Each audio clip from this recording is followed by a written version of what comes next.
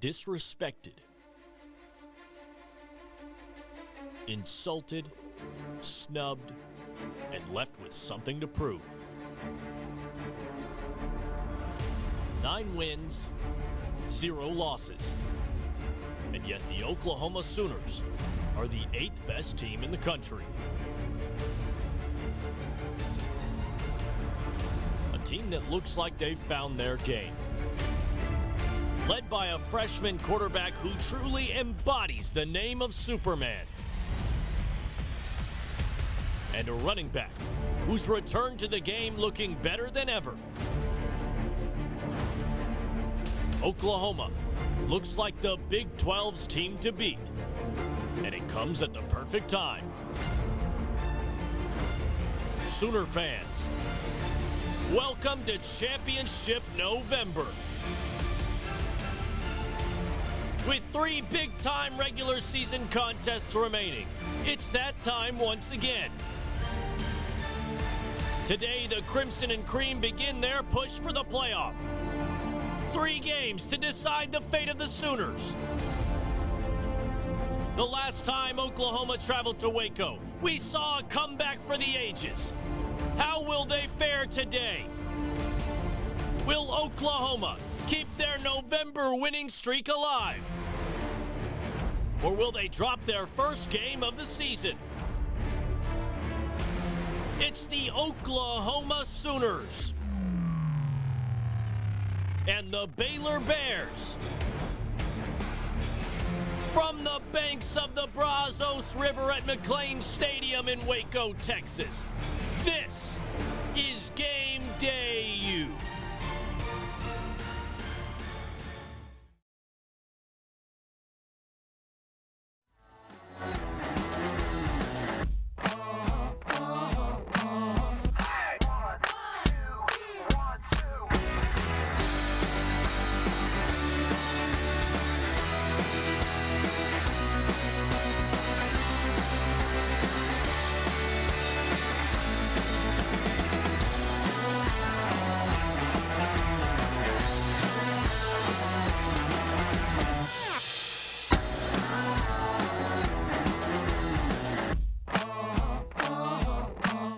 Welcome to GameDayU. I'm Will Blessing, joined by Kaylee Tinglestad and Ben Thomas. Now we are in Bear Country. She's got a cat named Bear Bear. He supports the Chicago Bears. There are Bears on campus. If you can't tell, we're in Waco, Texas on the campus of Baylor University for Sooners, Bears, kicking off at 11. But first, let's get into the Texas Tech game.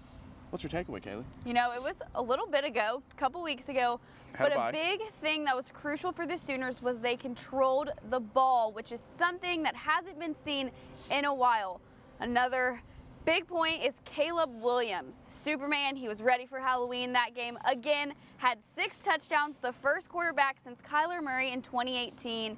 A lot of healthy players came back. We even saw Spencer Rattler. It was good to see him. I think it was a good game overall.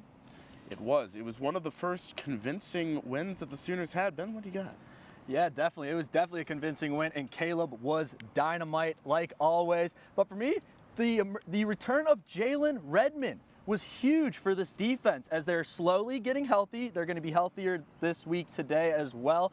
But him coming back allowed other guys to eat. IT had a big impact in that game, and other guys who were rushing the passer had big games, Benito, etc.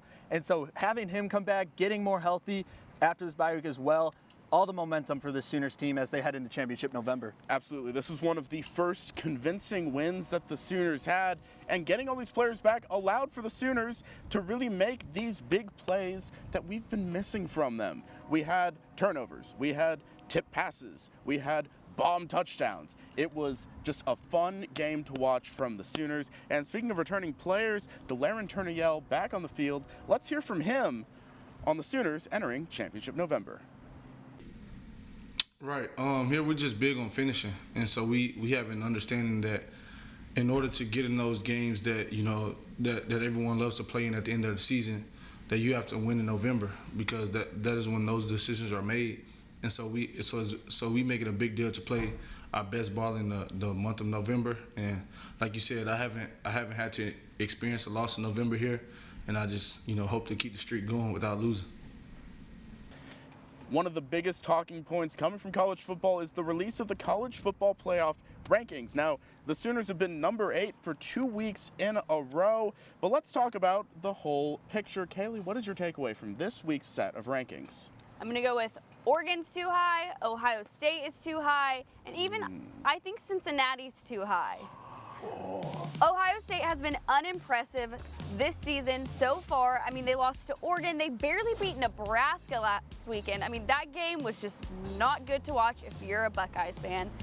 And then Oregon had a 10-point loss against the 4-4 Washington. Oregon also lost to Stanford, who is currently 3-6.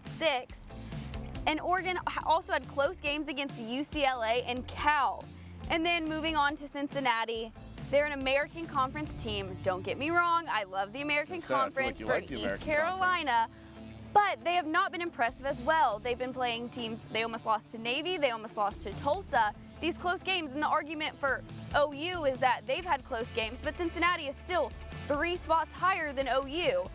I think Cincinnati is starting to slow down. Yes, they beat Notre Dame. That was a good game, but that was earlier in the season. They're starting to slow down, and maybe an upset is in their future. I think Cincinnati's too high right now. Do you think ECU could take it? There's a chance. After Thanksgiving, Friday, it's their last game of the season. They're starting to slow down. I mean, Tulsa, ECU, in my opinion, is a better team than Tulsa, and Tulsa almost beat them. If it wasn't for that turnover right at the end, I think Tulsa could have taken that game from the Bearcats. Okay, interesting. But see, yeah. now, Kaylee, I agreed with you up until Cincinnati. You know, Same. Cincinnati, with that ranked win over Notre Dame, does give them an edge over teams like OU and other teams like that. But for me, I said it last week when the first rankings came out, and I'm saying it again for this week's rankings. Number 1 and number 2 are correct. Georgia 1, Bama 2. Everything else, I don't really like. I think OU should be higher. But if you're the argument for Alabama, I know a lot of people aren't liking that because they have one loss, but it was only by 3 to not ranked A&M at the time, but they are ranked 11 now. So they are a very good football team. And if you want any more backup, Reese Davis is going to back me up here because when we talked to him down in Texas, he said when he votes for the AP poll, he could put Georgia 1, Bama 2, and leave about the next 6 spots blank, and I couldn't agree more. This Bama team, yes, they've had a couple rough patches, especially against LSU last week at home and against the Gators in the Swamp, which is always a tough environment. But both those teams would open up as 2-touchdown favorites against any team they would face, whoever is 3 and 4. But now going to OU, I think they should be higher for sure. Definitely should not be 8. I definitely could see them jumping up to 5 after a win against Baylor today, but I can see them up at 3 or 4.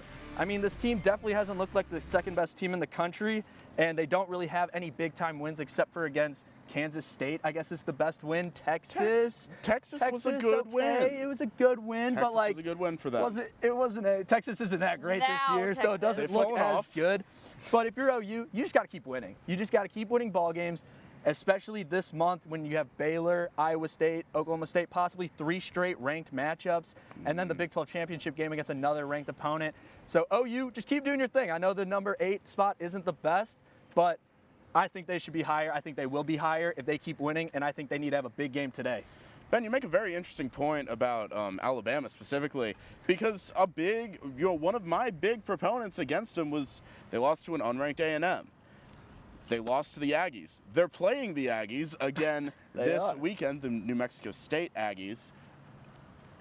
I mean, are they successful against these Aggies? Well, they obviously will be successful against these Aggies, and like I talked about before the show, it'll obviously come down to Bryce Young. I know he's a Heisman contender and he's a Heisman favorite and stuff like that, but he can be inconsistent like we saw against LSU, we saw it against A&M on the road. Remember, they were at Kyle Field, one of the toughest environments in college football. A packed Kyle Field. A packed Kyle Field as well. So you got to remember that as well. And it's an SEC team. If OU had a loss against any of these Big 12 opponents, it would look so much worse than a loss to Texas A&M at this point. I think the biggest thing from that LSU game, Alabama-LSU game, was the amount of times they had 26 carries for just 6 yards. It's this dominant offense from Alabama, but they're slowed by LSU. I think that was a very noticeable thing from that game, and it brought a lot of questions. I agree, Alabama is a very strong team. I think they do deserve that number 2 spot. That game, though, Definitely made them see a little Definitely rocky. shaky. Last week was a weird week for college football. Like I said, Oregon, Ohio around. State. Michigan State dropping to Purdue. But like, go Purdue though. Go Purdue. Keep it going. Keep it going against Ohio Love State. Purdue, man. One another interesting thing you kind of talked about this, Ben, is the 1 and 2. Yes, those are pretty solid. And people say, oh, well, Alabama has 1 loss. Well, so do most of the teams in those top 7 spots. The only ones are Georgia and Cincinnati, and then OU at 8. All the other teams have a 1 loss. But also, all of the teams above 7 through 1 have beaten a top 25 opponent this season, which is something OU has not done. OU and that was my point. They're just not ranked anymore. Yes, but that's my point. Is like, everybody is so upset with OU being at 8, and they should. They definitely should. But if they beat Baylor today, who is ranked 18th after the poll, 13th, even higher. So if they beat Baylor today, the committee is waiting for OU to prove themselves. They haven't proved themselves. They have been very impressed with Caleb Williams and how this team looks with Caleb Williams, but they need to prove themselves. You get a somewhat convincing win against Baylor today, and you're automatically jumping Michigan State and Michigan, who I think are frauds, by the way. Absolutely. They are frauds. They will not win the Big Ten. It is Ohio State's to lose. And half of the games that the committee is looking at for OU, Caleb Williams wasn't even playing. So that's another thing. Caleb was only playing half of those games. So it's hard to have that longevity and look at that to see, oh, he's only played 4 or 5 games. Oklahoma having a bye week immediately after the first set of rankings coming out was killer. Definitely. But like we said, they just have to keep winning. They can easily jump both Michigan teams. They could jump Cincinnati. They could easily get their way up. Oregon it's the Pac-12. They're going to drop a game. The Pac-12 is going to fall apart. They're going to fall apart. Falls apart. Yeah, like Oregon is to me not a very strong team. They can be, but they're not. So I could see them dropping. Ohio State's the only one that I could say will probably stay somewhat there. Those 6 spots are very rocky, and they could really fluid. change. And I mean, anything could change those really easily. And another thing with the CFP is common opponents are something that they really look at. OU already has that with Nebraska and Ohio State, Similar and then wins. Tulane, Cincinnati. So those are going to be big determining factors when you get down the list of looking at those games and saying, okay, who was in, players, where you were in the season. They're going to look at all those key aspects and look at the games and how those games ended. Chaos is afoot, and because of that, it is not over for Oklahoma. We've talked about this a little bit. You know, they're ranked at 8. It's a little low. But it's not the end for them, because literally every other time they've made the playoff, it has been ranked outside of the top 4 at this specific week. 2015, they were number 12. 2017, they were number 5. 2018, they were number 6. And 2019, they were number 9. It's not over. Things will fall apart. I remember in 2019, Oregon was like this big contender. And then they fell apart to an unranked Arizona State late in the season. And that allowed OU to get back up. These are things that always happen, and it always works in Oklahoma's favor. They do have to win out. They're entering championship November. This is where the big games are. Massive matchup against Baylor this weekend.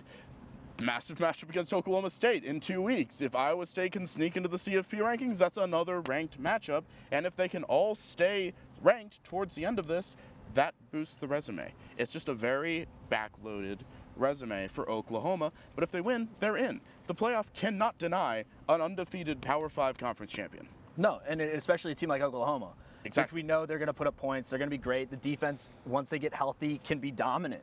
So exactly that point is they just have to keep winning. You just have to keep going if you're the Sooners. Because Michigan State has to play Ohio State, probably going to lose. Michigan has to play Ohio State, probably going to lose. So those are 2 lost teams that has to play Ohio State. And Purdue has to play Ohio State. And could win. So it's very easy for OU to jump. And guess what? Bama, they will probably win the SEC West. Actually, they will win the SEC West. And then they have to face Georgia. So a 2-loss Bama team also does not deserve to be in the top 4 then. And that's coming from a Bama fan. Yeah, I was going to say, that goes against a little bit what you said exactly, earlier. But a 1-loss Bama team, definitely. But 2 losses, get them out. Okay. But so a lot can happen, and a lot of things can fall apart. The Sooners could be a number 2 ranked team here by the end of the season. They could. It's very possible. But they got to play like it. That's the point. These next the committee 3 wants to games see is them playing like a top 4 team, which they have not yet. That is the prime scenario for Oklahoma to get in that 2-3 spot where they don't have to play Georgia, because can we all agree that Georgia will be number 1 easily at the end of this? 100%. But the only team that could upset them? Bama.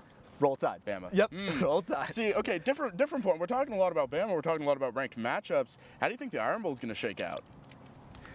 I think they'll be fine. I mean, Bo Nix is at home, and he's only good when he sleeps in his own bed. But so they might be close. It might be a close game. He's brutal on the road. But I think Bama's got it. I think they will continue to roll, no pun intended, and then they'll face Georgia. And Georgia, I think Georgia can dominate them. I think it's possible. It's possible. But I also think that Bama could give Georgia a little, might catch them on the bad game and might be able to cause some havoc. They can't play like they did against LSU. No, if that LSU defense could slow the Alabama offense, then the Georgia defense is definitely going to slow the Alabama offense. You look at trends, and Georgia always has fantastic seasons and blows it in the last final moments. And I don't know if that's going to happen this year, but that very well could always happen this year because that's just what happens. And another point I want to ask you guys, what do you think about this Big Ten, though? You got Michigan State, you got Michigan, you got Ohio State. They all have to play each other. Is it Harbaugh's year that he finally beats Ohio State, and then that causes more problems? No. Is Michigan then going to jump in? It is never Harbaugh's there's a lot year. coming up. I know, but he needs it or he's going to get fired. So, and he's at home against Ohio State. I don't know. Crazier things can happen. Well, and another thing that it comes down to at the end of the season is looking at strength of schedule. These next 3 weeks at Oklahoma are going to be the toughest of the season. And a lot of people want to make the argument, well, Cincinnati, you have to give them some slack. They don't play these tough teams. Well, the same argument could be made with OU so far in the season. OU hasn't had a very tough opponent, although OU They've has. made them tough opponents. Exactly. Kansas. But that's another argument to think about when these other teams, there's the argument that the SEC is the toughest conference. Even the Big Ten, tough conference. So I think that'll play out towards the end of the season too. When I was doing the mock committee, I remember looking at the different strengths, and if you look at the second toughest schedule versus the 56, you're going to favor the second toughest schedule. A very fair point. Ultimately, chaos will reign supreme for the rest of the season for college football, and we're going to keep talking about that. Chaos could come to the Big 12. When we come back, can anybody upset the rankings in the Big 12?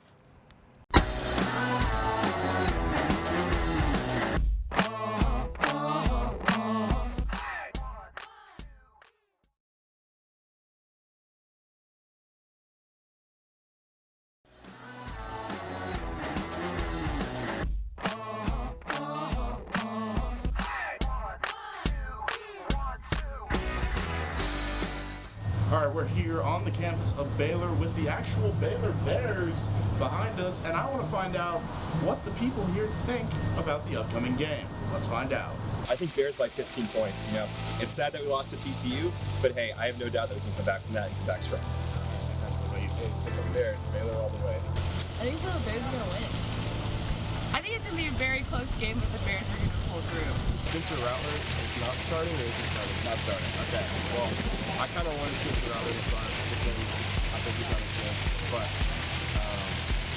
we'll have to see. But I think Baylor actually has a better shot than Michigan. The Bears are gonna pull through. I do think it's gonna be a upset for y'all. Is that the term? That is the term. I think we're gonna win.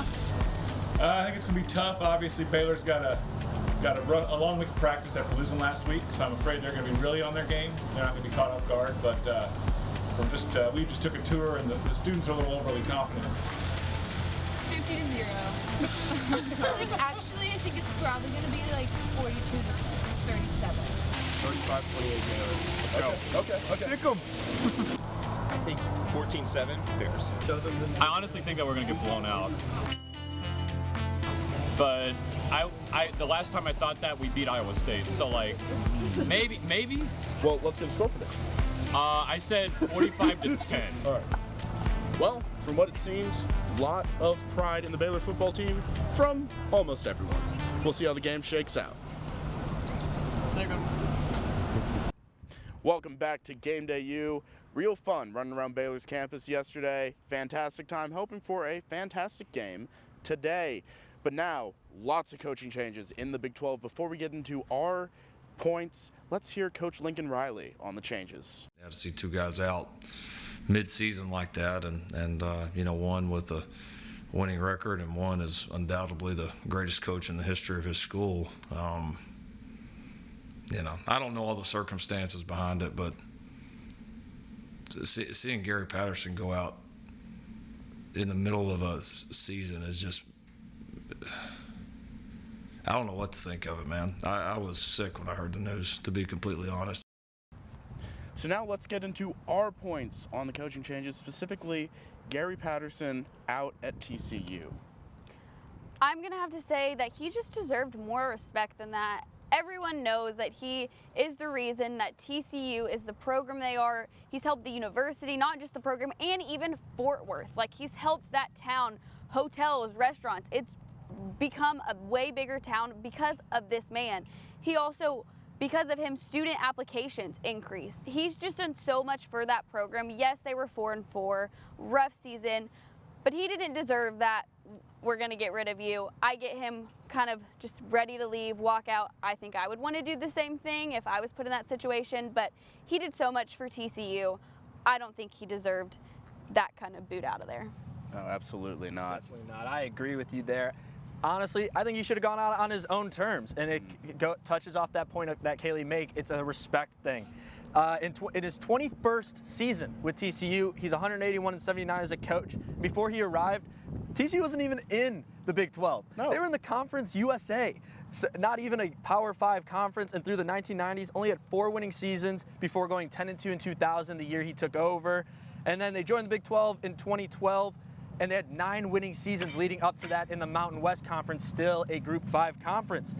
Like Kaylee said, he transformed this program. They turned into a very tough defensive team, and they were atop the Big 12 a couple of those years as well. They were always relevant, always made it tough against opponents in the Big 12, and were big-time performers under this team. The biggest thing, though, was his recruiting. It wasn't the best at recruiting. They only had 1 5-star in the history of TCU, and it's Zach Evans, and he might be out the door now with Gary Patterson leaving. So that's not very great. So I can understand maybe firing him due to that aspect. But he built this team from the ground up. You could have waited to the end of the season, similar to Matt Wells being fired before the biggest 4 games coming up for Texas Tech, the toughest 4 games of their schedule. It's just that respect level. He should have gone on his own terms. 21 seasons. I know. Like, come on. And you're going to get him the boot midway through the season? Ridiculous. Like, that's just, to me, that's just not fair. Like, that's just so wrong by them. I totally agree with Lincoln Riley when he says that there should be some things changed with this. And so it's not a good look for TCU in my eyes. And Gary Patterson, I feel bad for him, honestly. I do too. We're all going to hit a consensus here because it's honestly just sad to see the man leave. And especially the immediate next game, having TCU upset Baylor in the way that they did. It's just kind of like it's just sad. It's sad to see them succeed. This man is a legend in Fort Worth. Like you said, he's been there for 21 years. You talked about his time in different conferences. Let's talk about his conference championships. He was a Conference USA champion. He was a 4-time Mountain West champion. He was a 1-time Big 12 champion. He was in another Big 12 championship in 2017. He's the winningest coach in TCU history, multiple major rankings, and also in 2010 they were BCS busters. They were in the top 4. They got an invite to the Fiesta Bowl, which was their first major bowl invite in a very long time.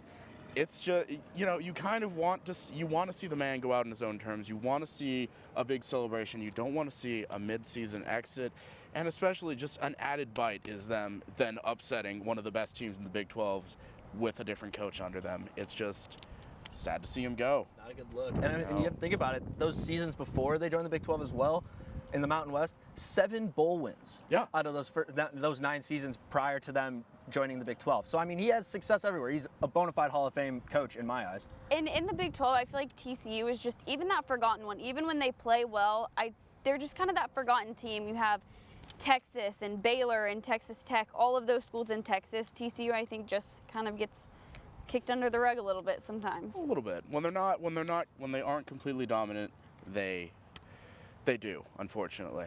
Yeah, but it's not fair. And and we saw this with Matt Wells a couple weeks earlier as well. And just getting the boot midway through the season. I mean, in some sports and for some teams, that's what they need to do. But in terms of like Tech, they had the 4 toughest games coming up in their schedule. And they've got an interim And they have an interim head coach. TCU had Baylor coming up and has the rest of their season, and they're kicking a legendary Hall of Fame coach to the curb. I mean, it's just sometimes you got to think about the timing of these things too. They put all that effort at the beginning of the season to build this team and get them ready for the season, and then midway through the year you go, all right, see ya. Like, come on. Yeah, I'm not a big fan of the middle season. And you have to think about the players, too. Obviously, losing a coach in the middle of the season, they probably don't like it if they like their coach. And, I mean, that's a hard adjustment to move on to a new coaching style in the middle of the season, especially like Tech, having those tough games ahead. I mean, that's a hard adjustment. Yeah, it's just not how you handle this stuff professionally. Gary Patterson is a legendary Texas football coach, and it's just ultimately sad to see him go. But let's switch it up a little bit. Let's get on something a little bit more energetic. Let's get on something a little less sad. We've talked about chaos with the college football playoff. Chaos within the Big 12. Is there any team that can spoil the Big 12, mess up what these top teams, Oklahoma, Oklahoma State, Baylor, Iowa State, what they're doing right now? Well, you said you wanted to move on from TCU, but I'm going to keep it with TCU, and we're going to keep talking about TCU. I think TCU, they've had a lot of close losses so far this season, but they've played well. They played pretty well against Texas. They played pretty well against Oklahoma. They've had those close games. They lost to K-State, but they have, I mean, I think they've just gotten unlucky is my biggest thing. And I mean, last weekend against the Bears, they upset the Bears. That was a big game. Baylor was ranked number 2 in the Big 12.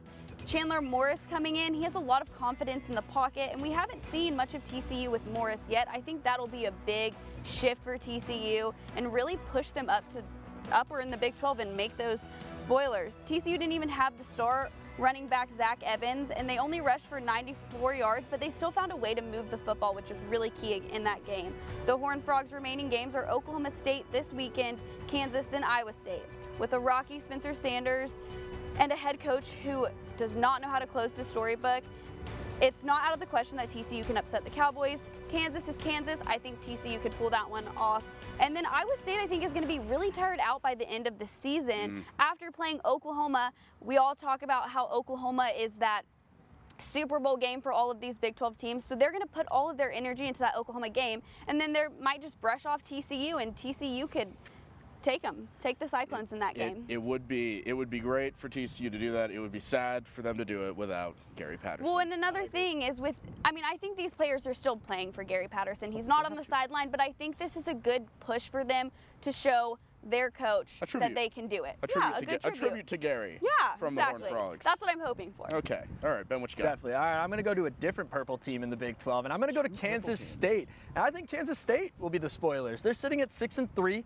They're a very good team, and they finished November with West Virginia, and then they faced Baylor before ending with Texas. Now, the main matchup, obviously, to talk about is that one against Baylor, as Baylor is fighting for that second spot in the Big 12 championship, but K-State's a scrappy team. We saw that when they faced off against OU, and they can upset anybody any day. Just ask our pal Lincoln Riley. He knows them very well. They're 4th in the conference in allowed points per game, 3rd in yards allowed with this team. So they're solid on both sides of the ball. Deuce Vaughn, OU's kryptonite Skylar Thompson form a awesome duo that can just dot up any defense in the Big 12. And they only lost to OU by 6 in Manhattan. A very tough environment, a tough game. And they can kind of play devil's advocate these next couple weeks here, especially against Baylor. And you can't forget about Phillip Brooks, Malik Knowles on the outside. On the offensive side, their defense, their linebackers are fast. They get to you quick. They're ball hawks. This team is a solid team. The reason why they're 6-3, bowl eligible, I really think they can cause some havoc. And, if Baylor loses this game against OU and then has to face, Kansas State then again, it's easy to see Baylor maybe fall out and kind of fall out of their ranking and kind of fall out of contention for this Big 12 championship spot. They could. Y'all were talking a lot of purple power. Unfortunately, we're out of purple teams in the Big 12, so I'm going to have to go with Texas Tech. And really, we've talked about coaching changes already. They've gone through a coaching change, and maybe this could be the solution for them maybe upsetting. Do they have a chance at the championship? Absolutely not. But they could mess it up for other people. They could have a little fun. They could just go for chaos. My big word for this entire college football season is chaos. Their biggest issue under Matt Wells was closing games. They have solid play on the ground from Sir Roderick Thompson. He's got 374 yards in the season. He's got 8 touchdowns. They've got a good split on the air as well. A lot of their games were lost in the final moments of the fourth quarter. They can turn around. OU, they had solid play. That wasn't a game that they they lost. That was just an outmatch. But they have inklings of success. I think throwing a different coach in the system, finishing out games, they could, spoil the season for some people. They could have some fun. Not make the championship, but, you never know. do a little bit. They've shown, against OU, they showed depth with quarterbacks, too. Exactly. Which is the key to winning games, for It's sure. possible. But sticking on the theme of chaos, my favorite theme, 2016, Kansas upset Texas in Darrell K. Royal. Could they do it again? I've said this before. Texas is all brakes, no gas. The tank is very empty at this point in the season. After these 4 straight losses for the Longhorns, they just look run down. Anything is possible. We all saw how Kansas played against Oklahoma, and if Kansas can play like that against Texas, then of course they can upset it. I mean, I just feel bad for Texas at this point. Yeah, they definitely have not looked good so far this year. They can't seem to get this monkey off of their back, credit Pole Assassin. But honestly, if you're Kansas, you got to just chew the clock. They did it. They did it against OU, and it worked great. Yeah. They chew the clock. They can eat up time possession, and if you can keep Bijan Robinson off the field, you got a good chance to win this game. Do I think it will happen? No. Would I be surprised if it happened? Probably. But Kansas can shock the world, create chaos, like Will says, and just big fan of chaos. Keep Texas, like what is this saying? Kick them while they're down. Like keep kicking them. While they're down. I mean, it's Texas, so I mean, go for it. Kansas, I'm rooting for you today. So we'll see what happens in Austin. Should be a good game though. I think it's possible, because Texas has a knack for blowing it in the fourth quarter. And how did Kansas win last time? They kicked a field goal to seal the game. I think it's possible. They can fall apart. If Kansas can chew up the clock, like you said, like they did against OU with these 9-minute drives that eat up an entire quarter, and if they play up to their team, which we've seen they can do because they played up to Oklahoma, they could do it. Texas is, as much as I'd like for Texas to be a good team so Oklahoma's win against them looks better, they've fallen off. I mean, just look at the game last weekend against Iowa State. Texas scored once in the second quarter, and that's all. I mean, they were just completely shut down. Iowa State dominated the entire game. It was just honestly really sad to see, and I think, like we all said, if Kansas can dominate, I mean, Texas is just struggling, to say the least. We also know that Texas can put up points. You can't forget about Bijan Robinson and Casey Thompson. Like, they can put up points. Absolutely. And against a Kansas team that they only really have Kenny Logans, I mean, it's very possible that this could be a blowout game as well in Austin. I mean, so you got to look at all of it. Yeah, what do we see for Kenny? Well, Kenny Logan, one of the best defensive players in the Big 12. I see him playing. I see him going all around the field. Yeah. He's going to be Don't have to worry about him. all around. I think they can pull it off. I would love to see them pull it off solely for the sake of chaos, because this game has no impact on the Big 12, really. It doesn't. Texas isn't a contender for the championship. Kansas is in no way a contender for the championship. It'd just be pretty fun to watch. But that is all the time we have for this blog. Let's kick it over to the studio team, where they're going to talk about their heroes and zeros from this past week of college football.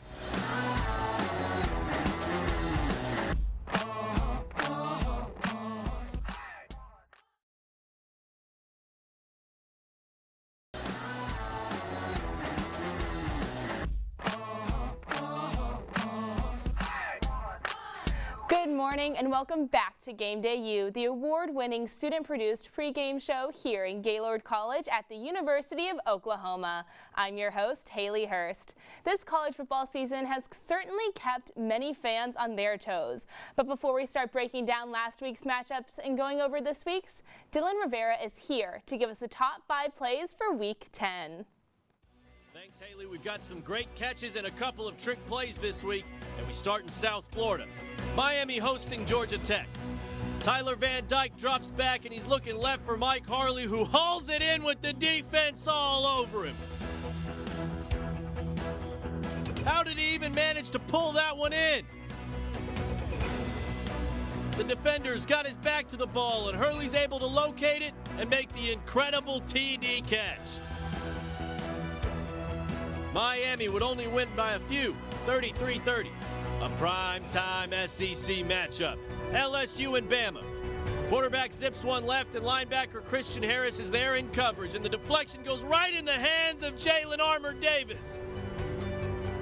That INT's got the whole defense amped up. Let's slow it down and watch it back. Johnson puts the ball a little too close to his receiver's inside shoulder. And Harris gets his hand in, and Armour Davis makes the highlight catch. The Tide would sneak away with a win, 20-14. TCU and the Baylor Bears.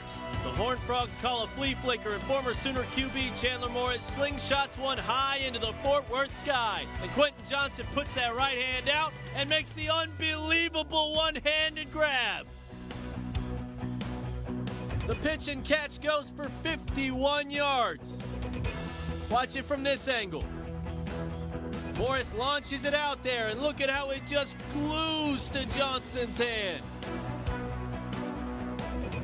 The Horned Frogs would go on to upset the 12th-ranked Bears, 30-28, North Dakota State and South Dakota State.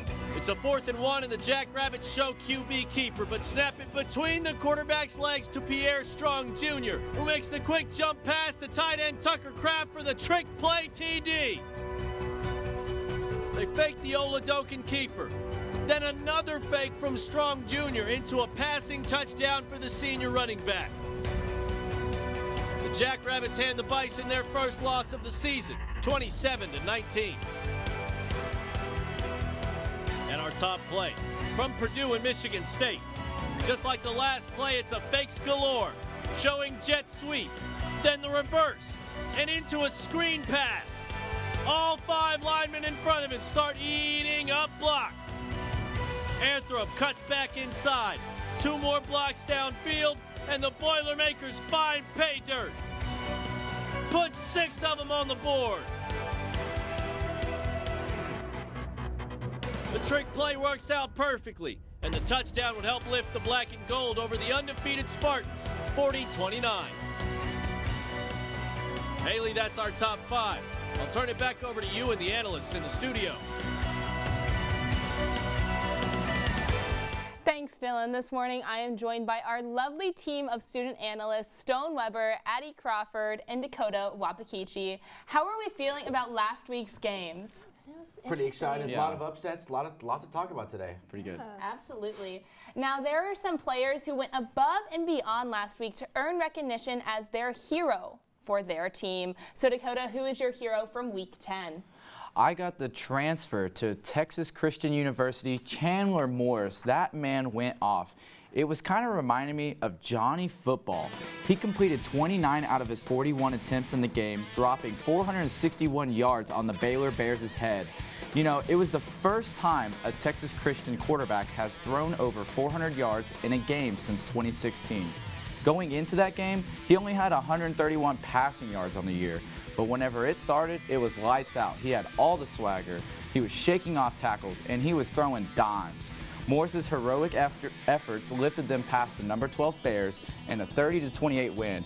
It was really exciting, and he didn't croak under pressure.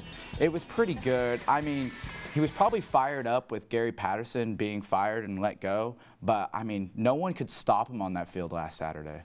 Yeah, you know, it didn't really work out for him at Oklahoma, but I'm glad to see him debut at TCU. He did great. I'm really happy for him, but I have to go with my hero as Purdue quarterback, Aiden O'Connell. We're starting to see a trend here from number 16 in the CFP rankings, Purdue, with top-ranked teams. Going back to their upset win not too long ago against once-ranked 2 Iowa, then last week the Boilers hosted number 3 Michigan State and absolutely upset the Spartans. A huge part of this win is owed to Aiden O'Connell, who just went off, putting up 536 yards through the air, completing 40 of 54 passes and 3 touchdowns. I'm telling you, this guy puts up numbers. It's unbelievable. He registered the 2nd most completions in a game in Purdue history and set a new record for passing yards in a Big Ten game by a Boilermaker quarterback. And let that sink in. That means he surpassed Drew Brees' 522 yards versus Minnesota in 1998. I mean, that speaks for itself. Gotta hand it to Aiden O'Connell here. He had a great performance against another top 5 team. Now, let's be clear here. He did great in that game, but is he on the same level as Drew Brees? Ugh, I don't know. You know, I don't think he's there yet. He had a great game, don't get me wrong. Purdue unranked, they might be the best team in the country. But I don't know if he's on Drew Brees' level yet. Let's see how he plays this week against Ohio State.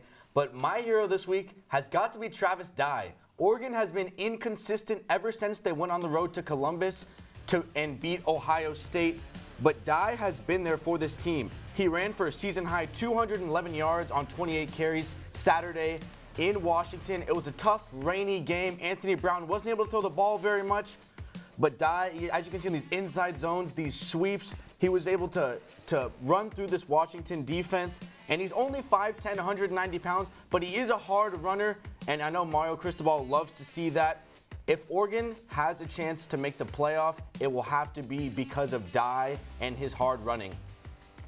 Absolutely. Those have been some awesome heroes, and no one can deny their talent. But with some of our favorites, they can quickly disappoint us and become zeros. Who do you have as zeros? You know, it's kind of hard whenever you waste an opportunity and it's just like it gets down on you. And that's probably how Malik Willis is feeling for the Liberty Flames. I mean, he had several scouts come out and watch him. He had 16, including 2 GMs from the Washington football team and the Denver Broncos team. You know, it was kind of an off day. He had 173 passing yards, not bad. And then he had 71 rushing yards. But he threw 3 interceptions and was sacked 9 times. 9 times. It's kind of like, it was just really bad for him. Matt Corral, his opponent for the day, Matt Corral had an all-you-can-eat buffet against him. He had 324 passing yards and 1 touchdown. So Malik Willis just didn't show up against Ole Miss, and I really think they were just severely outmatched and he couldn't really perform, but you know, he should have just done better. He had scouts coming there to watch him, to get him into the NFL. Yeah, 3 interceptions, that is just never good. You hate to see that, but I think I may have you beat on this one. I'm going to go with my zero, Alabama's running backs. Their running game has definitely seen much better nights than what they put on the field against LSU. They ran the ball 26 times for a whopping total of 6 rushing yards. 6! The Crimson Tide averaged 0.2 yards per run for the entire game. They've rushed for under 5 yards per carry in each of the last 5 games. I mean, look at this video. Brian Robinson Jr. couldn't do anything. It's one thing to sleepwalk through the lesser competition like, say, New Mexico State later today, but with a rivalry game at home against the Tigers, I mean, it's not like they're undefeated this season. It's not an isolated incident. Bama already lost to Texas A&M, where the Tide rushed for 94 yards in their 27 attempts to run the ball. Definitely better than 6, but still unacceptable. There's a set standard for this program, and 6 rushing yards is just not gonna cut it. It's their inability to run the football that's going to keep them from winning the national championship and maybe even getting there. Right, I would say to be able to beat a team like Georgia, you have to have a complete offense. And a staple of the Nick Saban offense over the years has been able to run the ball. Just recently, they figured out how to pass. But I know my zero, he takes the cake. He's either a hero or a zero, no in between. Give me Bo Nix. This man, if it's a road game, a big road game, he doesn't show up. 20 of 41, 49% completion percentage in Aggieland, 153 yards. As you'll see later in this clip, he fumbles on back-to-back plays. Back-to-back plays, he puts his team in a hole, and I fully believe that this Auburn offense has all the potential to be great and contend in the SEC West, but Bo Nix is holding them back. Tank Bigsby is a great running back, but Bo Nix is what can stop this team from winning big games. I think I agree with you. Bo Nix has definitely been a hit or miss this season. But coming up on GameDayU, our analyst will tell us if a Big Ten team from the West can win the conference. So stick around.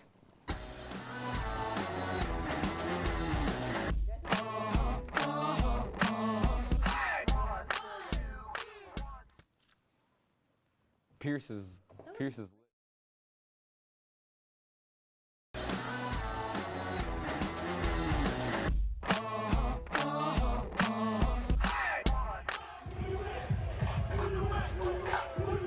Athletes and sports fans alike know the importance behind playing the right music before and during any sporting event. However, most people don't often consider who the brain is behind the music. Owner of Prestige Event Services, Garrett Ebersole, spends his Saturdays in the fall hyping up the Palace on the Prairie. I'm the pregame DJ for OU football. I also am involved with a bunch of other sports at OU, such as basketball, men's and women's basketball. I'm the DJ and MC. Pretty much help out the athletic department any way that I can. Eversole says that DJing sporting events is much more than just pressing play on an iPod, and about 85,000 people flock to the stadium every home game, leaving a lot of ears both on and off the field to satisfy. My job is making sure everybody's happy. You're not going to make everyone happy. There's 85,000 people inside of that stadium. Some people don't like rap, some people don't like rock, some people don't like pop, but it's finding that mixture that makes everyone happy. Like I mentioned earlier, DJing a game goes far beyond just pressing play. Understanding your sport, as well as in-game situations, knowing when to play what song and when to play nothing at all, among with so many other details, all play a vital part in making sure everything goes off perfectly. You know, we don't want any moment where it's quiet, just, you know, because it just drains the energy from the building, and you know, we're trying to get the crowd pumped up as much as we can, because the crowd makes the biggest difference. So if we can keep them energized, that helps the team, as we saw down at OU Texas. Like if the crowd's behind the team, like there's no telling what we can do. Oftentimes, the music played during games tend to be an afterthought for those in attendance, but subconsciously, a single song can change the energy in the crowd, which is something that could have a bigger impact on the team's performance than we think. So knowing the sport is, like, I think, one of the most important parts of it outside of the music, because even if the music wasn't that great for that, if it was still, you know, a situation where you played something where it had a lot of energy, even if somebody doesn't like that song, it doesn't matter, because the crowd's paying attention to what's happening on the field, and then the music just plays into that as well. You can find Eversole and his team hyping up Sooner fans at so many OU sporting events, from football to wrestling. For GameDayU, Maddie D'Addario. Welcome back to GameDayU. It's our fourth segment of the show, and you know what that means, 4th and 4. Let's dig into these burning 4 questions. Out of the past 20 seasons, a Heisman has gone to a quarterback 17 times, but I have a feeling that this season could be different. Do you think a quarterback has stood out enough and shown consistency to walk away with the Heisman this season? No, I don't. I mean, they've been pretty inconsistent. I know they're great quarterbacks in the league right now, but we got Kenneth Walker from Michigan State. I mean, that man is putting up many yards this season. He's got 1,330 rushing yards with 15 touches on the ground. You know, before transferring to Michigan State, he had 2 seasons in the ACC, where in both seasons he had a little over 550 yards in one season. Now, that's a huge jump for this Heisman hopeful whenever he transferred over. And I was looking at the stats for the last 2 Heismans to be running backs, and that was Derrick Henry and Mark Ingram of the Alabama Crimson Tide. And they had pretty impressive seasons. And Kenneth Walker's stats are actually just as good as Mark Ingram. So I really think he's going to win it this year. Dakota, I think you forgot about Alabama quarterback Bryce Young. I mean, I may have just ripped apart Bama's running game, but I have to highlight their quarterback. The SEC is superior to any other conference. I even think the Big Ten, which is why when he wins the Heisman, it'll be the 3rd straight SEC player to win it, and back-to-back Bama players. It's Bryce Young's first year as a starter for the Tide, and he's racked up close to 3,000 yards, 28 touchdowns, and just 3 interceptions for the season so far. And we're going into week 11. We're only scratching the surface on his potential. Over the past 4 games, he's put up over 300 yards each time. He is that guy. With the running game underperforming, Bryce Young can't do everything for this Bama team, but what he does do is come out every single game and perform on the field for his team. It's hard to deny Bryce Young's talent, so I think he's going to win it. I agree, Bryce Young and Kenneth Walker. I think they both have great chances to win the Heisman, but the guy who has the best chance is C.J. Stroud. He has revamped this Buckeye offense after a shocking home loss to Oregon. On the season, C.J. Stroud he's thrown for over 2,600 yards, 25 touchdowns, and only 5 interceptions. For those of you who aren't math majors, such as myself, that's a 5-to-1 touchdown to interception ratio, not to mention an 87.9 QBR, which happens to be the best in the country. And the best part of it for Stroud, after a tough game against Nebraska, he has Purdue today, Michigan State next week, and then Michigan. All ranked matchups in front of him. He has everything in front of him to win the Heisman. You know, the spotlight is brightest at the end of the year. It happened with Kyler in 2018, and I think it could happen the same way with C.J. Stroud. I definitely disagree with you on that. I have to go with Bryce Young as well. He's the only one left from the preseason picks like that could possibly win the Heisman. What about the that's preseason? But preseason rankings. He's performed. I guess, you know. Last year it went to a wide receiver. So That's new. for it to be a running back this year, I think it's going to be a quarterback. I mean, come on, you really think you can go twice in a row to a non-quarterback? It's too crazy. I don't know. If you think about it, if Bryce Young wins, 4 of the past 5 Heisman would have been from 2 schools. That is a good I'm fine with that. Wow. Now let's move on and talk some AAC football as the conference championship is right around the corner. Dakota, who do you think will win the championship this year? The AAC is kind of a really weak conference. I mean, I'm not really impressed. It's not that great, but it's not great. Cincy is looking the best out of all of them. I mean, they are undefeated right now. They have a potential to make the college football playoffs. I mean, right now, they should be in there. They really should. They've got the 2nd most touchdowns and total points in the conference.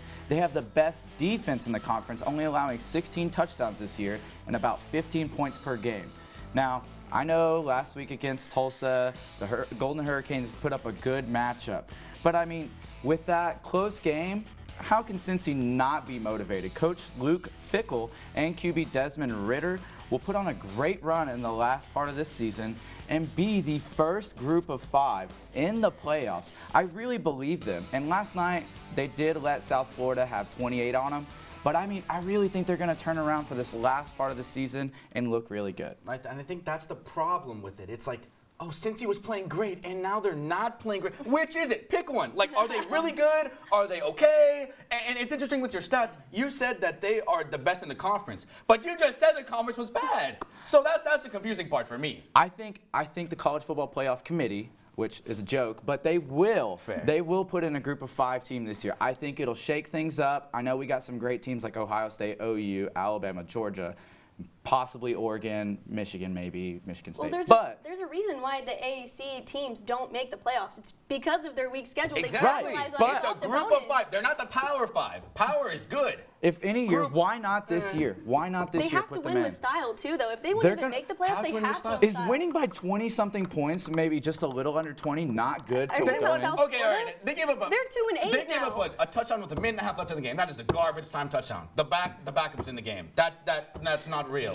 That's not real. Okay, well, moving on to a team in the AAC that I think is going to win the championship, I'm picking SMU. I mean, the Mustangs had a great start to their season, going 7-0 with ex-Sooner Tanner Mordecai. SMU has a high-powered, explosive offense starring another former Sooner, Grant Calcaterra. Their wide receiver, Danny Gray, is great. This team is loaded with talent. I'd have to address a little bit of a blemish here for the Mustangs. They've dropped the last 2 games, so SMU has to win all 3 of their remaining matchups. Now, if Houston could lose another game, that would be fantastic.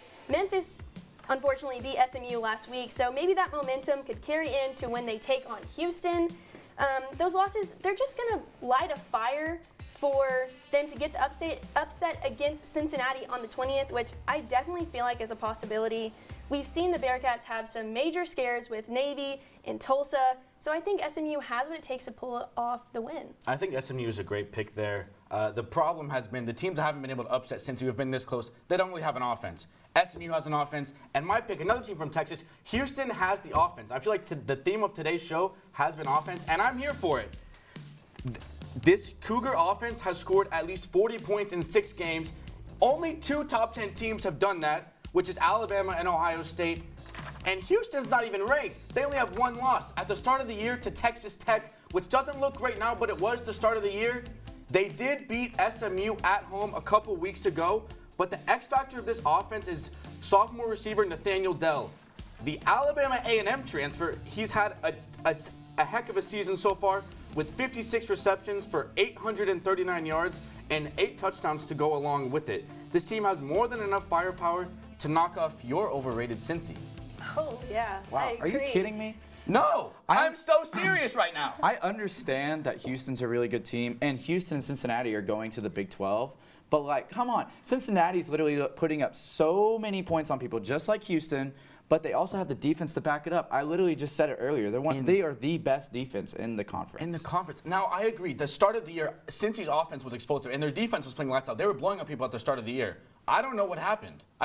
Maybe they got a little bit too comfortable to think, oh, we went out, we'll make the playoff. But now, that's not so sure. A 12-1, we would say a 12-1 OU team wouldn't make the playoff, but now they could make the playoff even over a 13-0 Cincy. So, yeah. I don't know, that Houston and SMU game is going to be a very good game for sure. But when people think of the Big Ten, their minds go straight to the powerhouses, the Ohio State, Michigan State, and Penn State.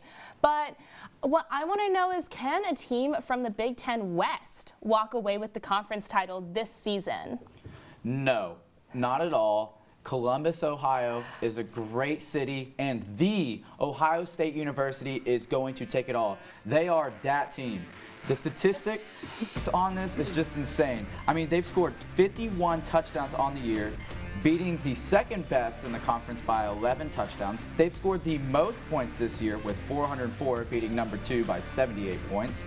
And they hold their opponents to an average of 19 points per game. Quarterback C.J. Stroud, as y'all were talking about earlier, is playing lights out too. I mean, he's a top 15 quarterback in the nation for passing yards at 2,675 yards this season, and their running back is about to surpass 1,000 yards on the ground. I mean, it's really impressive. Now, they only got, I would say they have really good games with Michigan and Michigan State, and Purdue is going to put up a good matchup against them today. I mean, Purdue has 2 top 5 wins this year. They might have a struggle later, but I really think Ohio State is that team. They really are. I'm going to have to disagree with you there. I do agree that the Big Ten West teams, no, they're not going to get the title. But I'm telling you, the Big Ten East is just too strong with Ohio State, Michigan State, and my pick to win the championship, Michigan. Here's the thing. The Wolverines are the number 6 spot in the CFP rankings, but they have to win the rest of the season. It's not going to be easy, but it is possible. Their loss to Michigan State a few weeks ago, it was devastating. It was a close game, 37-33, but let's face it, close is never enough. However, there's plenty for this team to still play for. They have a pretty tough schedule ahead of them with Penn State today and Ohio State in the regular season finale. So Michigan either needs Michigan State to lose twice, because obviously MSU already got the best of Michigan, or the Wolverines need to beat Ohio State and come out on top of a 3-way tie, considering the Spartans lose in Columbus. It's kind of a whole lot of what ifs here, but hey, you never know with college football. Anything is possible, and I'm telling you guys, this is not the end of the line for Michigan. I don't think it is either. It's a tough game to lose. You're up 30-16, and you frankly stopped playing football and scored 3 points in the fourth quarter. It's a really tough game to lose for Michigan, but everything is in their hands. I do think Ohio State is going to beat Michigan State next week in Columbus. But my pick is Paul Chryst and the Wisconsin Badgers. They can do it. They can do it. Trust me. I know. The start of the year was a little rough, but ever since they got throttled by Michigan, this Wisconsin team has turned it around. They really learned how to run the ball. The offense isn't sexy, but they know how to get the job done. They do. They've rushed for over 150 yards in their last 5 games, but I know their offense took a big blow earlier this week with Ches Malusi being out for the rest of the year. But I think the ideal matchup for Wisconsin in this Big Ten championship would either be Michigan or Michigan State. Very similar offensive attacks, both run heavy, and I really think it could be a 1980s style game, very ground and pound. But I think going up against Ohio State would be a very tough matchup for them, as we've seen in the past couple years. They play in the Big Ten championship. When they get there, they just can't keep up with Ohio State's athletes. Stone, you are wrong. I do not think a Western team is going to take this We're just not win. agreeing today. No. But the ACC has been pretty predictable over the past 6 seasons. But with Clemson underperforming this season, this leaves a gap for another team to rise. Who is favored to win the ACC championship this season? Pittsburgh is looking like the team to beat in the ACC. With a lackluster of competition in the ACC also, it's kind of a down year and Clemson's reign is over. It's time for them to step up, and that's definitely Pitt. They've scored the most touchdowns in comparison to the other teams in the conference. They've scored 57 touchdowns through 10 games, averaging 5 touchdowns a game. That's pretty insane. And you gotta acknowledge that they have the most total points in the conference at 435. They beat the next team by 32 points. They have the most passing yards on the season. They have the 8th best in the conference in rushing, and their total yards is most in the conference. They have 5,311 yards this season. It's pretty insane, and they're the best red zone offense. I don't think anybody's going to be able to beat them because their offense is just really high-powered. How about that UNC game, though? Ooh. That was a pretty close call. And 8th best rushing attack, 8th best, 14. That's bottom half. That's not good. Tyler DeLuca's team was feeling really good. The Tar Heels, great game for them. But, I mean, really, though, like, Pittsburgh is that team. It really is. I just really don't think so. I have NC State winning the ACC Championship. They may be sitting at 7-2, but I don't think that reflects really how good this team is. They got beat early in the season by an SEC team, being Mississippi State, and then lost a few weeks ago by 1 to Miami, which, by the way, Dakota, beat Pittsburgh too. But anyway, NC State's defense is incredible, allowing only 1 rushing touchdown all season by limiting 5 opponents to 14 points or less. But we can't discount NC State's offense because their running game is improving with Bam Knight and Ricky Person. Quarterback Devin Leary looked great last week with over 300 yards and 4 touchdowns. NC State just needs to keep winning games, especially going into Demon Deacon territory today. By pulling off a win against a great Wake Forest team, then NC State is really in the driver's seat for the championship, and I think they'll win it. I think my pick is who they're going up against today, Wake Forest, but I do think Devin Leary and that offense is really coming on. But give me Wake. I know they lost last week. It's a tough loss, but they still put up 55 points. They put up 55 points and over 600 yards of offense, and even though they lost that game, it was an ACC matchup, but Wake Forest and North Carolina went out of their way to play, so technically in conference play, Wake Forest is undefeated. Sam Hartman has thrown for over 2,800 yards, 27 touchdowns, and only 5 interceptions on the year.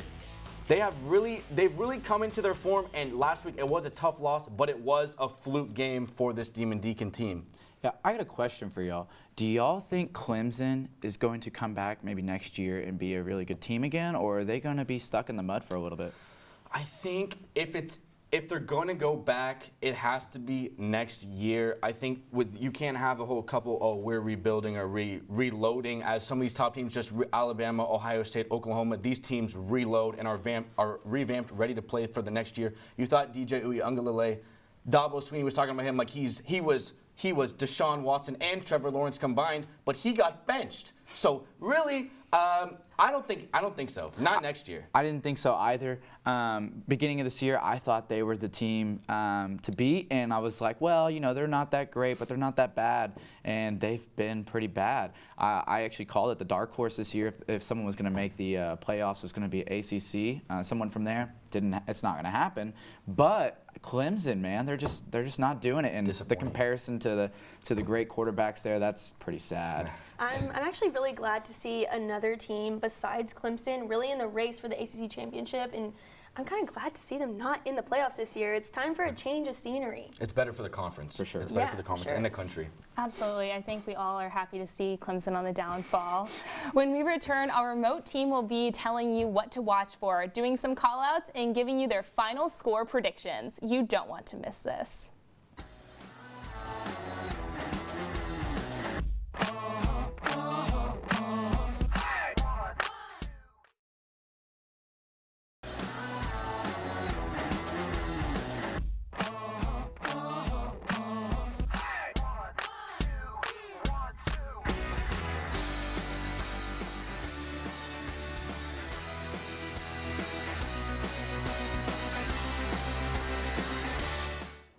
My name is Peyton Gallion here with your game day forecast. For those of you heading down to Waco to cheer on the Oklahoma Sooners as they take on the Baylor Bears, kickoff is at 11 a.m. and temperatures are going to start out in the mid-50s, quickly warming up throughout the game with those clear skies. Light winds east-northeast at 5 to 10 miles an hour. Overall, perfect football weather for the game. And now I'm going to toss it back to the travel team so you can know what to expect throughout the game. Welcome back to Game Day U. It is a beautiful day for some college football for Sooners. Bears kicking off shortly. What can we expect from the Bears, Kaylee? Baylor is going to want revenge after that loss against TCU last weekend, and they're playing OU. Like we've talked about, OU is that big game for all of these Big 12 teams, so they're going to pull out all the stops for this game. The Horned Frogs even beat the Bears without their head coach, who they've had for over 20 years. And remember back in 2019, the Big 12 Championship, OU saw Baylor, and it was a nail-biter. Baylor still has key players from that game like Tristan Ebner, R.J. Sneed, and Tyquan Thornton, all threats to the OU defense. Last year, the Bears team was a wash. They finished 2-6.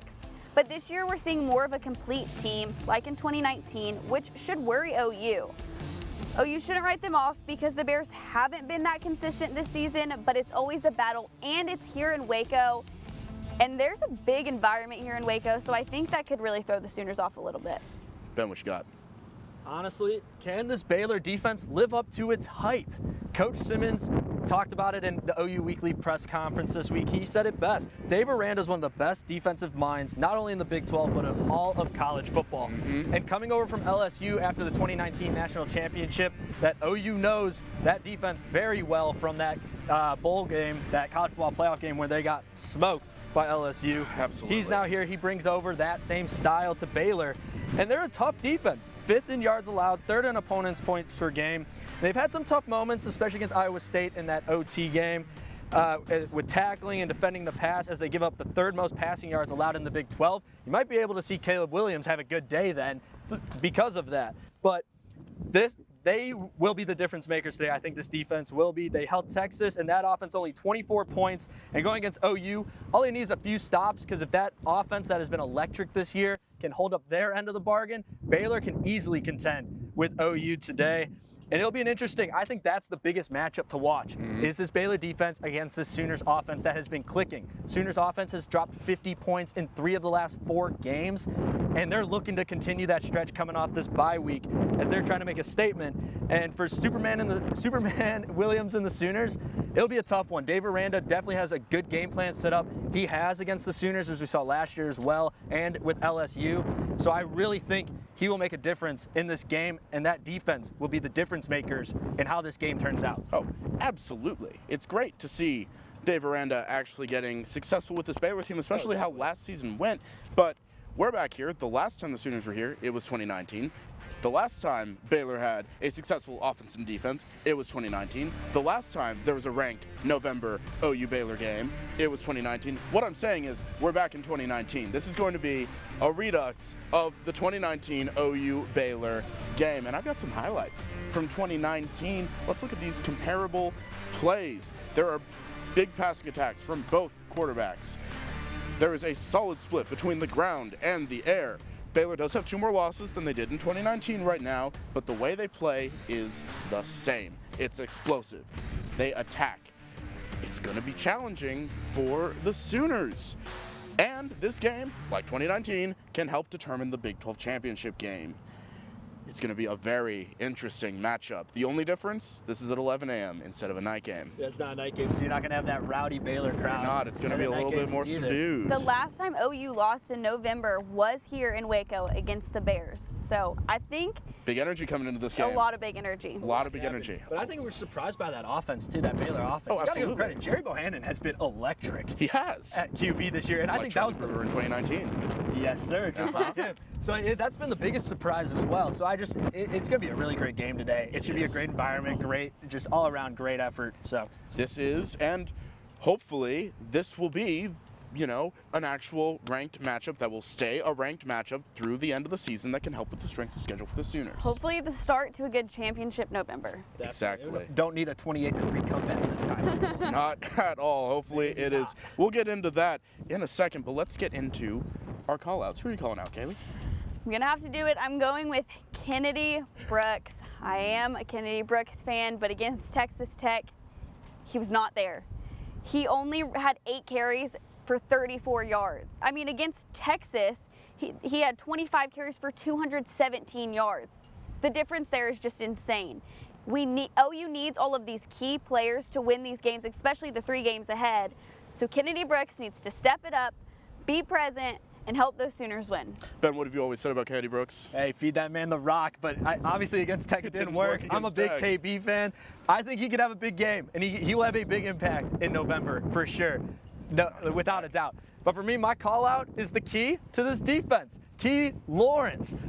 I won't lie, him, Delarian Turner-Yell are my favorite guys on this defense. And for most of the season, he wasn't getting a lot of playing time. And with injuries and everything like that, he's kind of been thrusted into the starter spot, and he has taken it, and I don't think he's losing it. Transferring over from Tennessee, he's got that SEC ball in him, and he's been OU's best transfer out of all those Tennessee guys, Wanya Morris and Eric Gray. And against Kansas, that was his coming out party, I think. I think they was like, here, I'm here, and him playing cornerback, I think should stay. And with Woody Washington coming back, Pat Fields and D2, I think they can form in a great secondary. So for Key, it's not a bad call out. Keep doing what you're doing, man. You've been amazing. You're second in all of DBs on the Sooners with total tackles, and you are a ball hawk. Keep it up, man. You've been playing great. You know, one thing that Coach Grinch has talked about is getting the defensive players to find their role in the defense and sticking with it. And seeing Key Lawrence do that is definitely working. But I want to go with a different defensive player, Isaiah Thomas. And this is kind of a mixed bag because he had some big plays for the Sooners against Tech. He had some tip passes. He had a fumble, a forced fumble, a fumble recovery. But he also only had 3 total tackles. He's got to find his spot in the defense, be a team player, keep making those big plays because they're very important, but also contribute as a whole to the team. Now, let's get into score predictions. I'm going to have to go 35-21. We talked about this already. I think there's going to be good matchups on both sides of the ball for both these teams. Baylor, they averaged 36.3 points per game. I think the OU defense will slow them a little bit. And then for the offense for OU, Caleb Williams has averaged 531.5 yards per game. I think OU will have an electric offense, but that strong Baylor defense will be there to slow them down a little bit. So I'm going to go with 35-21. Okay. I like that pick. I'm going to go 31-24 OU. I think it'll be, for the most part, a defensive battle. I think the defenses will come up big today, but they'll be able to put some points up on the board, so that's why I got 31-24. Okay. I talked about how this game is the same as 2019, and I'm going with the same score, 34-31 OU. Will they get there in the same way?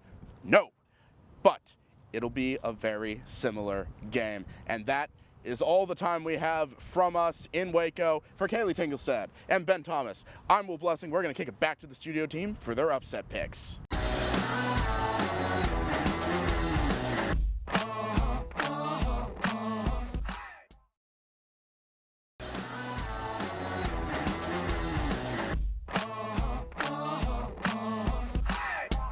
Welcome back to Gaylord College. We are headed into our final segment here on GameDay U. The one thing we can expect about college football is the unexpected. Who are your upset picks heading into week 11? I've got the football school itself, Kansas over Texas. I mean, Texas and the city of Austin has just been a zoo lately. Texas football has been assassinated by OU, and they're dropping in the polls. They've dropped out of the polls. I mean, they've got too much monkey business going on down there, and I think Kansas is going to take home the dub. Really? Well, call me crazy, but I'm predicting that the Horned Frogs are going to upset the Oklahoma State Cowboys in Stillwater. Like Dakota said earlier, Chandler Morris, he came out, he did great. He gave TCU the jump start that they needed after the firing of their longtime coach, Gary Patterson. I expect the Frogs to come out, play hard like they did against Baylor. I'm predicting a double consecutive upset win. Number 10, Cowboys are going down. Back-to-back upsets for TCU, even without Gary Patterson. Both of those are great, but Tennessee is going to come out on top today. Hendon Hooker will lead this Tennessee offense to glory against Georgia. Georgia has not played a dynamic offense all year. Yes, I know they played Kentucky, who Tennessee did beat, by the way. Let's not forget that. Tennessee has big players all over the offense. Jabari Small, Velus Jones Jr. And for me, I think the Vols have 4 losses, but 3 of those are excusable. The at Florida loss, that's not excusable. It's falling apart down in Gainesville. Dan Mullen's going to lose his job. There's no doubt about that. But they lost to Alabama, Ole Miss. The last 3 minutes of the game was an hour. There was mustard. There was everything all over the field. Hendon Hooker will lead this team to glory over the Bulldogs today. I'm going to tell you right now, mustard and all that good jazz, like it's good on a hot dog and all that good jazz, but like it's not going to be good on the field. It's not great for football, I agree. Yeah, of course, but Georgia's going to go in there. Is this real life right now? Is he really thinking that I know, seriously, the Tennessee's Vols? going to Georgia does have some injuries. Arian Smith, George Pickens, Dominic Blaylock, and they don't even have JT Daniels back yet. Oh, Peyton Manning must be coming out of retirement. That's what it great. is. He's got Why do you need Peyton eligibility. Manning when you have Hendon Hooker? Why do you need Peyton Manning when you have Hendon Hooker? That's what Dual it is. threat. Peyton Manning can never run. Hendon can run. See, That I'm boy actually can run. agreeing with Stone here. I definitely think Finally. Georgia needs to be dethroned. In our first pick'em matchup, we have Mississippi State and Auburn. Who are we feeling today? I've got Mississippi State. I mean, they couldn't even score a touchdown last weekend. And yeah, they're a ranked team. They played a ranked team, but they couldn't even score. I mean, nah, Mississippi State over Auburn. I got Auburn. You know, Bo Nix at home.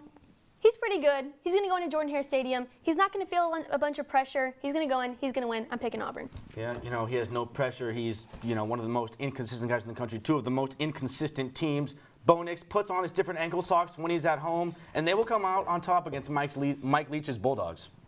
Now let's move on to our next matchup, Purdue or the Ohio State. Can the black and gold make it 3 straight against Stroud and the company? Dakota, we'll start with you.